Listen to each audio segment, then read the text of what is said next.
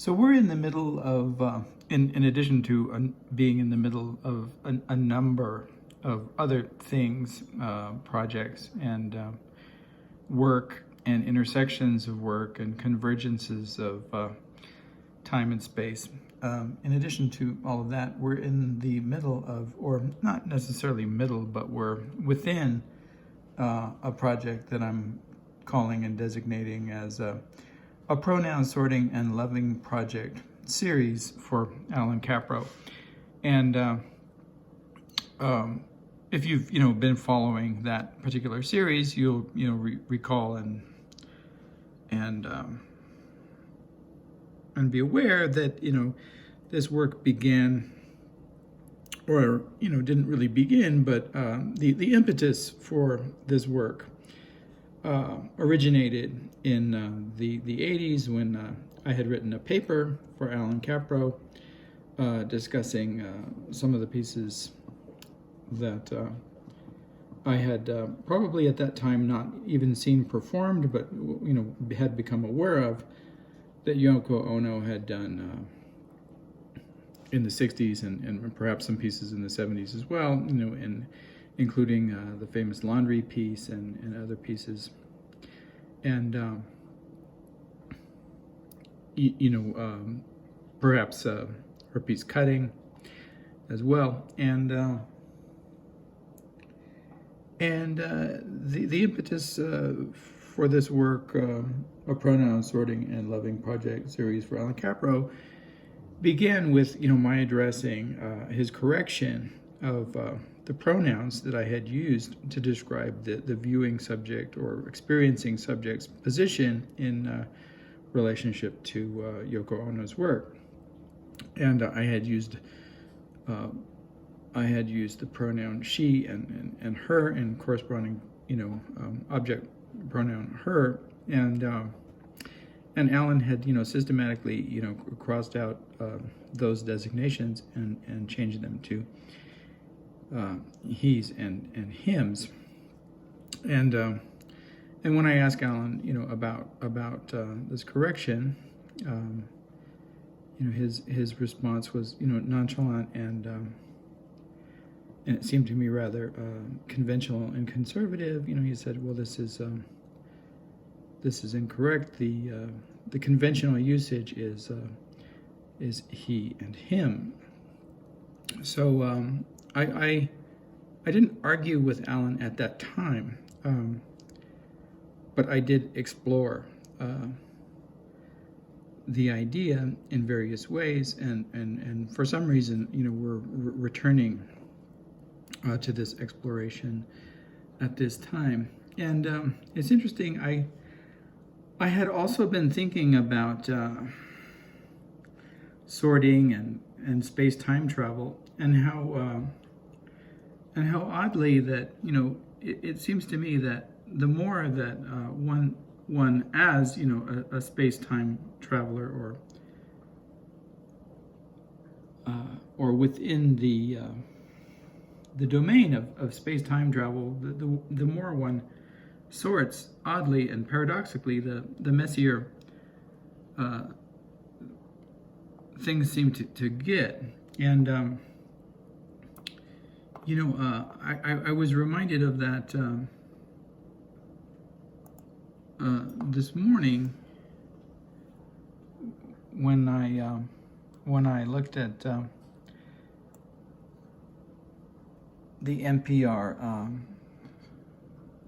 music section and discovered this sort of re-listening to Yoko Ono's Plastic Ono Band that she recorded around the same time that John Lennon issued his Plastic Ono Band recording. And you can find this material on YouTube. In fact, I'll go ahead and play.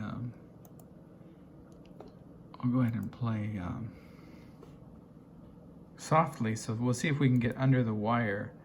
Well, I hesitate to do it because I don't think that Yoko Ono, the label here, will allow me to sample this material, and I'm afraid that if I do play it, I'm going to have to re-record this, so I'm going to take the safe route, and we're just going to imagine that this is playing in the background.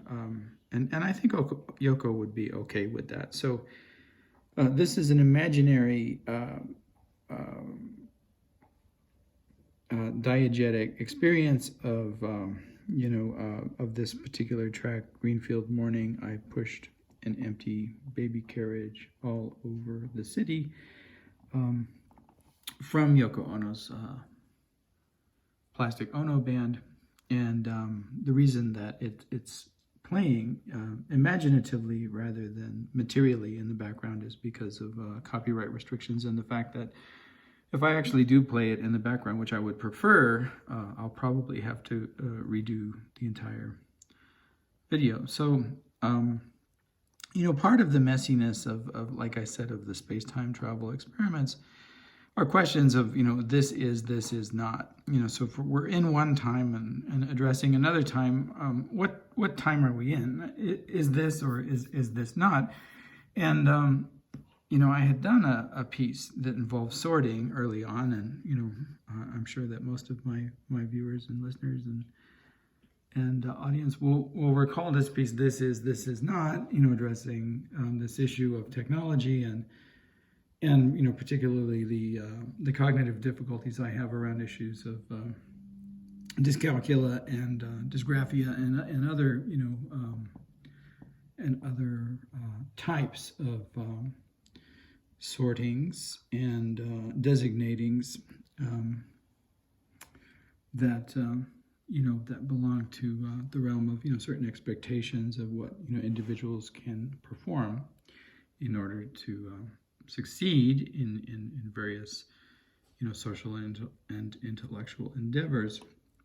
And this piece of sorting was this is an object that makes my life easier, or this isn't an object which makes my life easier. But in terms of space-time travel sortings, and this is not is very much always sort of in the ontological foreground, and the fact that NPR revisited this album now reminds me of that as well. This is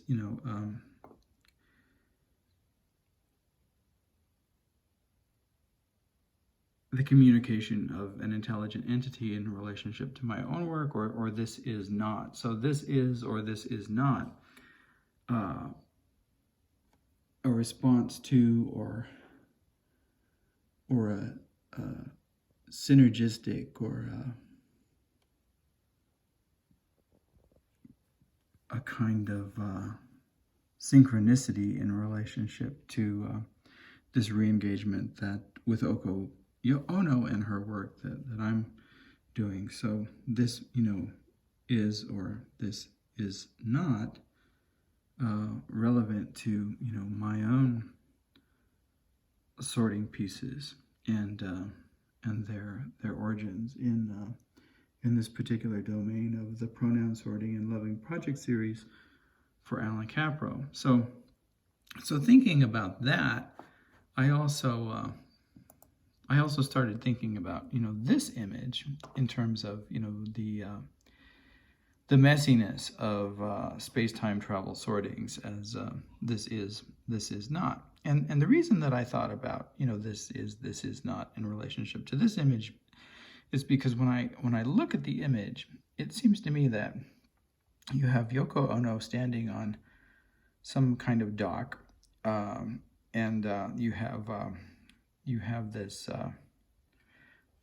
pile of tires behind this space that may be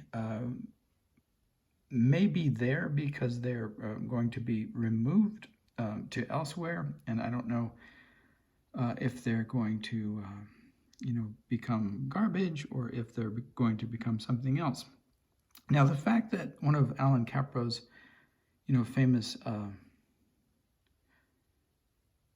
happening spaces is basically a construction of used tires, and a kind of a playground of used tires makes the image interesting, but it doesn't challenge my sense of that this is. It merely places Yoko in a position where she seems to be saying, hi, Allan, I found your work, but in a space that's no longer available as a space of play to the public, but placed behind this fence as if it were,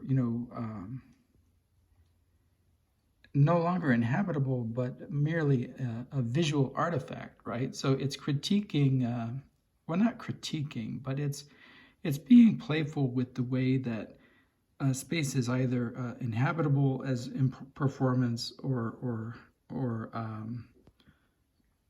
we could say that inhabitability is curtailed, right, by obstacles. In this case, like this obstacle of this barrier: do not, touch, do not play in these objects. Now, all of that is really interesting, I think, and the sunglasses that lend themselves to this,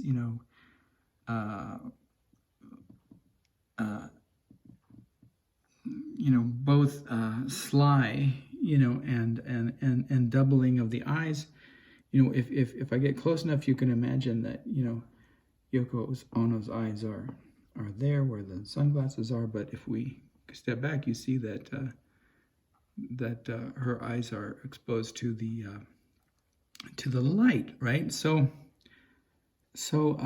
she has, 4 pairs of eyes, in a symbolic way. And this white hat, that references a lot in relationship to artists and performance and phrases in art and performance. The hat makes the man, or perhaps the hat makes the woman in this case, if we're paying attention to pronouns. And then, even though it's the wrong kind of hat, perhaps a subtle reference to Magritte, but other kinds of hats as well, as Jackson McClose as that wool hat, my hat, and but anyway, very much being designated as a performance element. So the performance of the happening that would have taken place in this obstructed background now is being performed by this figure, if we can label her with the pronoun she or her in the foreground, and this viewer is relocated, or at least relocating the performance space in terms of viewing, as opposed to the tactility of the playground and the movements, the social movement within that playground, and it becomes space-time because Yoko is looking back on this event. All right, now the photo apparently was taken in June 5th, 2012, so quite an extensive period of time has elapsed since Allan produced his playground of tires in that particular happening. Now, that's my reading of this, but is this or is this not? Because Yoko Ono describes it in a completely different way. Artwork Yard, 1961, by Allan Kaprow. Okay, that's the reference, and I got that. But then she writes, "Dear Allan, this is Modern Musik in Stockholm," and I think it's actually Moderna, which is interesting in and of itself, that typo. In Stockholm, I found your work and decided to take a picture together. I hope you are having fun somewhere in the universe, but try to get some sleep too. It's a long game. Lots of love, Yoko. And it's interesting that she didn't capitalize her name there. All right, so a couple of things. So is this, in fact, a part of the Moderna Musik in Stockholm, or is it rather what I had read, and she's playing this out and pretending that this is actually part of a museum? In any case, right, this barrier, you can see through it, but you can see that it's an obstacle to moving across as a playful body, as a tactile body in space, does, place this behind bars, as an animal might be placed behind bars in a zoo, and creates this interesting, challenge to the space of play when relocated in a space of ownership and of property and safety, right? And of pure observation, that brings together, I think, the idea of, a number of ideas, not just two ideas, but, museum as zoo, museum as property, and then what does one do with one's property? Is this trash? Is this art? So a lot really going on. And then the this is not, or the ontological doubt that's cast, at least for me. Do I read this the way that my eye initially read it, or do I trust the narrator? Is this a trustworthy narrator, or are we intended to recognize the difference between the description and what appears to be going on in this space? Now, I don't know enough about the Moderna Museum in Stockholm to really judge whether they would have such an interesting space in some dock or harbor, or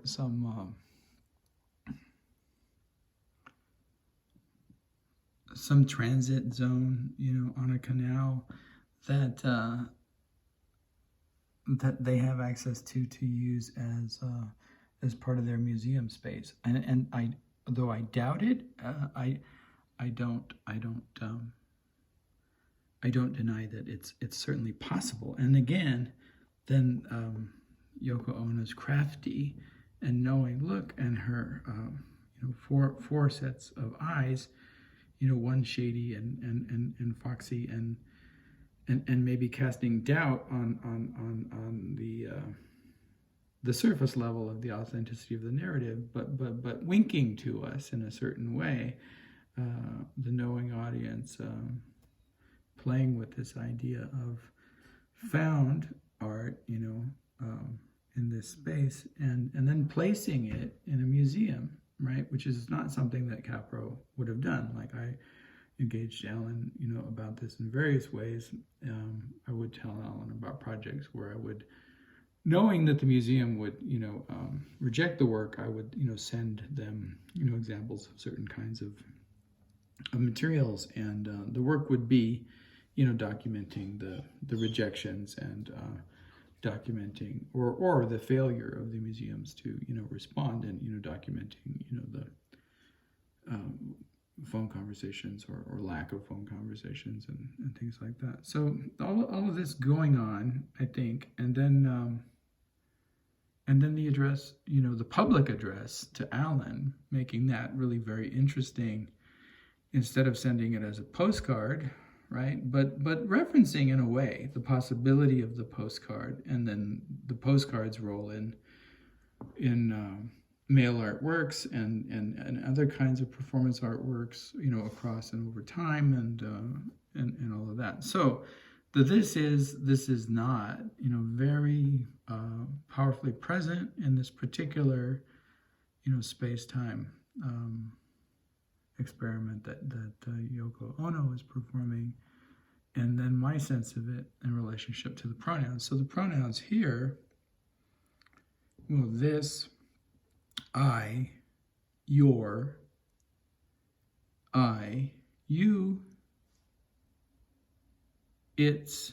Okay, so interestingly, there are no gendered pronouns here, right? So neither he's nor she's nor even they's, but but objects, this and its, and I and you, the shifters, that operate across, who is speaking and who is spoken to. So very interesting as well in terms of the distribution of pronouns. And again, as a space-time travel work, the sortings of the pronouns in this particular maze just seem to make things messier rather than clearer. So to decide regarding the this is not, I thought I would look at the Moderna Musik in Stockholm and see what they're all about. Now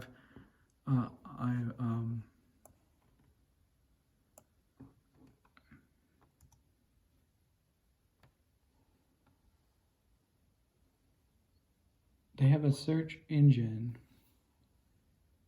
so I thought I would just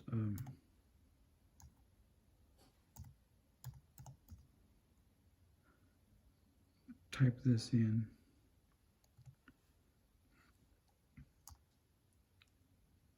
And see what we get. And okay, so we actually do get a result if we type in pronouns. And so we'll just confirm whether sorting by pronouns as space-time travel experiment does in fact clarify this is and this is nots, or merely makes paradoxically the sorting itself makes things more indeterminate. So let's go ahead and click on this and see if we can find anything interesting about pronouns.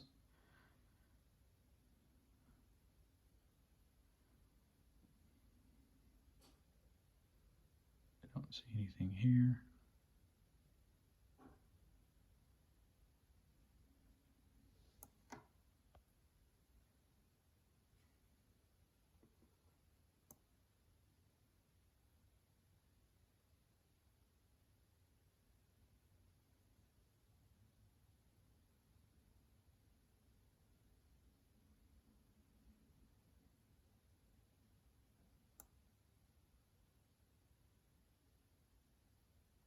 Well, there is a pronoun, everyone, but I don't see a reference to the word pronoun. Social marginalization is interesting. There's some more pronouns, she,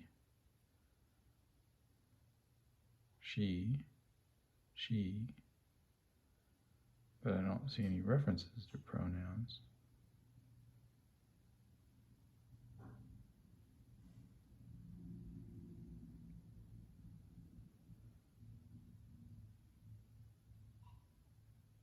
Her, she. Of course, using her and she here is quite different from the way that I used it in the paper that I give to Allan, because I wasn't describing, Yoko Ono as she. I was describing the viewing subject and the artwork experience from the point of view of a subject, the she. As she looks at the piece, she, I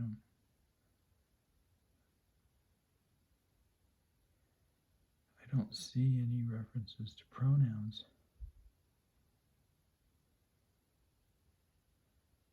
Maybe I'm just too impatient.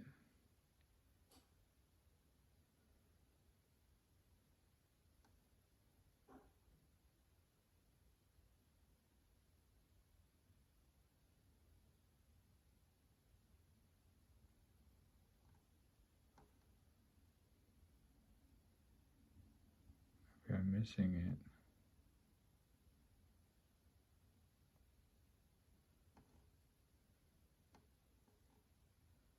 It's a lot of information here, so we could easily miss it.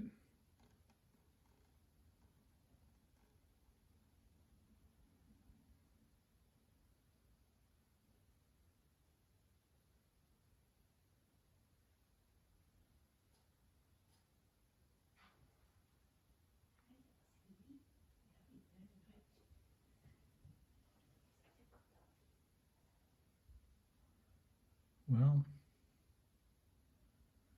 I don't know why this came up under pronouns. Maybe maybe we're better off with this one. We'll try.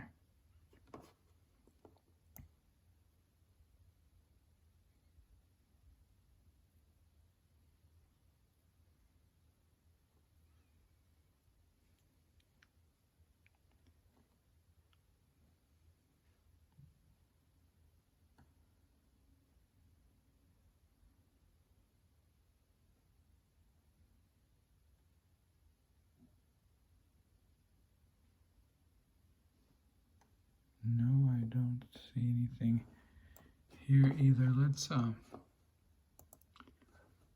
go back.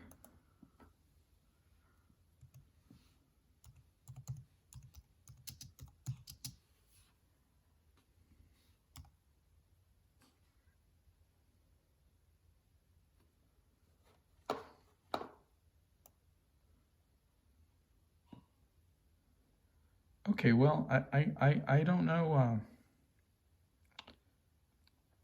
I don't know why the first search generated what it did, but it's really interesting that if you search by sorting by pronouns, the pronoun that you get, and overwhelmingly so, is us, right?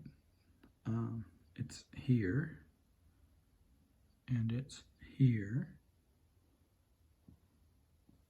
and it's here as well.